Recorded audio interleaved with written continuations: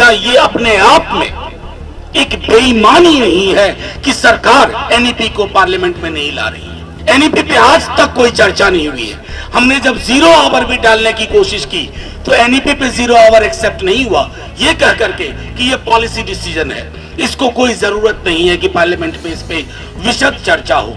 मध्यम वर्ग भी मुगालते में ना रहे कि ये सिर्फ गरीब बच्चों के खिलाफ है, ये मध्यम वर्ग के भी खिलाफ है। जिस मध्यम वर्ग को प्रधानमंत्री जी ने एक जिम्मेवारी दे दी है उनके कंधे पे कि उन आपकी हर नीति का हर रात 8:30 से लेकर के 10 बजे रात तक उनकी तुरही बजाई जाए, उनको भी आगाह कर देना चाहता हूं कि आपके बच्चे हाशिए पे चले जाएंगे। आप अभी भी जगिए।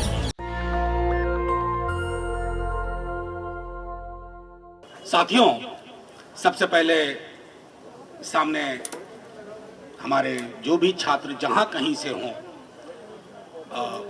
Red salute to all of you.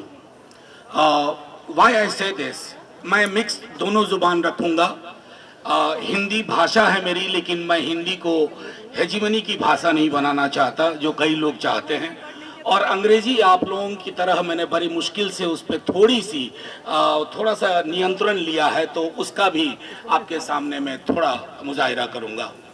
तो ये एक अद्भुत चीज है एनईपी। अभी हम लोग एक डेलीगेशन गए थे लंदन, वहां भी एनईपी की बहुत चर्चा थी। डायस्पोरा को ये कह के बेचा गया है एनईपी की, एनईपी से हिंदुस्तान की तकदीर ऐसे खुलेगी ना कि लंदन और न्यू दिल्ली के बीच की सारी दूरी खत्म हो जाएगी। सचमुच वो सारी दूरी खत्म होगी, लेकिन वो न्यू लिबरल कॉरिडोर से वो दूरी खत्म होगी। वो दूरी मेरी और आपकी दूरी खत्म नहीं होगी। और जाहिर तौर पर एक ऐसा document which has not been tabled in parliament, please remember, NEP has not been tabled in parliament।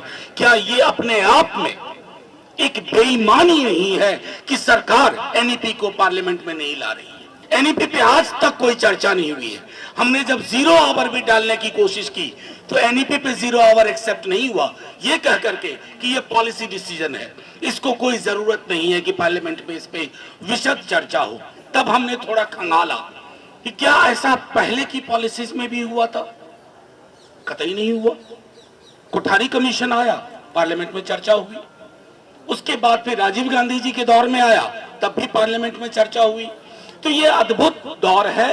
We have a prime minister, जो मैं अक्सर लाइटर वेन में कह रहा हूं, लेकिन जो सत्ता शीर्ष पे बैठे ना, वो सीने की बात ना करे, दिल की बात करे। अगर दिल की बात रही होती तो एनईपी पे विशद चर्चा होती। मैं 2-3 चीजें कह करके अपनी बात खत्म करूंगा। एनईपी मध्यम वर्ग भी मुगालते में ना रहे कि ये सिर्फ गरीब बच्चों के खिलाफ है, ये मध्यम वर्ग के भी खिलाफ है। मध्यम वर्ग अचानक से ऑर्केस्ट्रा पार्टी में शामिल हो जाते हैं, अरे साहब हमारे बच्चों की तकदीर खुलने वाली है, तो क्यों ये लोग विरोध कर रहे हैं, सड़कों पे आ रहे हैं? आरक्षण की बात नहीं है, कोई बात नहीं, अब मेरिट का जमाना आ गया। जैसे कि आरक्षण और मेरिट दोनों परस्पर विरोधी हों, इसमें मैं नहीं जाना चाहता। मैं सिर्फ इतना कहना चाहता हूं कि जिस मध्यम वर्ग को प्रधानमंत्री जी ने एक जिम्मेवारी दे दी है उनके कंधे पे कि उन आपकी हर नीति का हर रात 8:30 से लेकर के 10 बजे रात तक उनकी तुरही बजाई जाए, उनको भी आगाह कर देना चाहता हूं कि आपके बच्चे हाशिए पे चले जाएंगे। आप अभी भी जगिए। हमारे यहाँ शिक्षा को लेकर के मैं उन लोगों में से शुमार हूं। इस मंच पे हमारे कई साथी हैं, रतन हो, कॉमरेड दीपांकर हो। हिंदुस्तान में स्वर्णिम नहीं था सब कुछ। Everything was not golden before the arrival of honourable prime minister mister Narendra Modi. लेकिन लोगों के जहन में एक बात थी कि एक गोल्डन पीरियड हम पा सकते हैं, हम वहां तक पहुंच सकते हैं। एजुकेशन का डेमोक्रेटाइजेशन इस मुल्क में हुआ।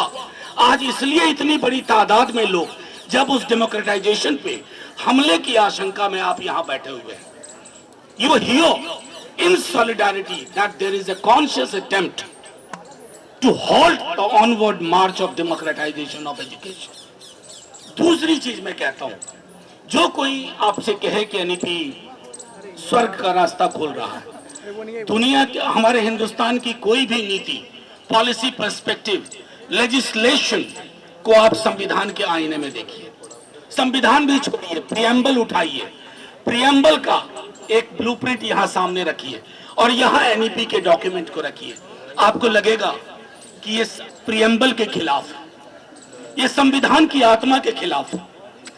जिस डॉक्यूमेंट में सामाजिक न्याय का सिंबॉलिक जिक्र भी ना हो, जिस डॉक्यूमेंट में अफर्मेटिव एक्शन का सिंबॉलिक जिक्र भी ना हो, जिस डॉक्यूमेंट में लोन और स्कॉलरशिप का फर्क मिटा दिया जाए, उस डॉक्यूमेंट के बारे में आपको मैं समझता हूं रॉकेट साइंस के ज्ञान की जरूरत नहीं है उसके विरोध में खड़ा होने के लिए। यह तो एक बात रही, लेकिन उससे महत्वपूर्ण बात जो हम लोग जब मिले थे नॉर्थ कैंपस में पिछली बार इसी मुद्दे पे तकरीबन 1.5-2 महीना पहले, देखिए किसान आंदोलन ने एक अद्भुत तिलिस्म हमारे हाथ में दी है, तावीज दी है, एक सुराग दिया है कि अंधे कुएं में रोशनी कैसे हासिल की जा सकती है। किसान आंदोलन मैं पार्लियामेंट में था उस दिन, मैं कई बार ये कह चुका हूं, हम सब मायूस होके आए थे। पार्लियामेंट की वो विजुअल्स बहुत डरावनी थी कि आपके तर्क काम नहीं आएंगे, आपका दस्तावेज आप टेबल पर रखिए वो काम नहीं आएगा। राजा ने तय कर लिया कि ये प्रजा के हक में है, राजा ने तय किया कि ये प्रजा के हक में है, तो वो लागू हो गया। किसान फार्म बिल्स लागू हो गए, लेकिन सड़कें जाग उठी, खेत खलिहान जाग उठे, और जो व्यक्ति ये बहुत गर्व से कहा करते थे कि मैं अपने फैसले पलटता नहीं, किसानों ने पलटवा दिया।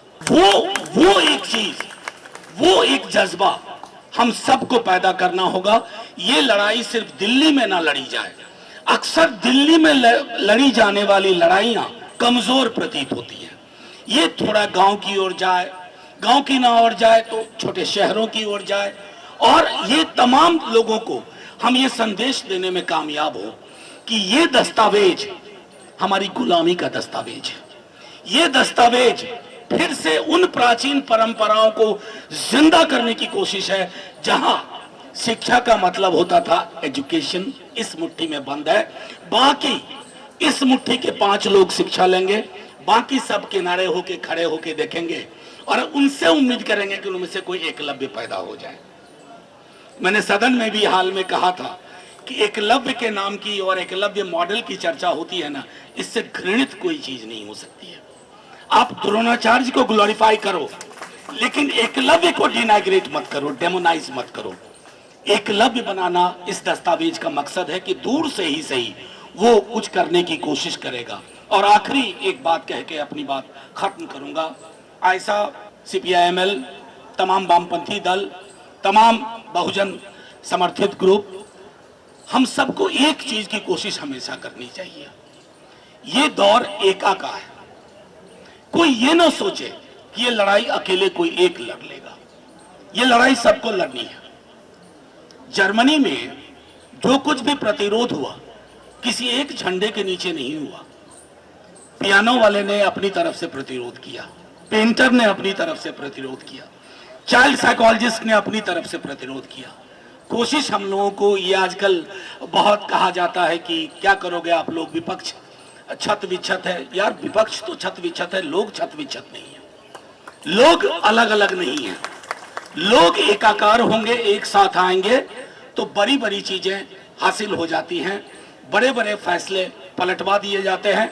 इन्हीं बातों के साथ एक फिर से कमिटमेंट, आप जिस भूमिका में चाहेंगे, राष्ट्रीय जनता दल, मैं, मेरे नेता, हमारा पूरा कैडर इस मसले पर ये लड़ाई मुकम्मल अंजाम तक हम ले जाएंगे।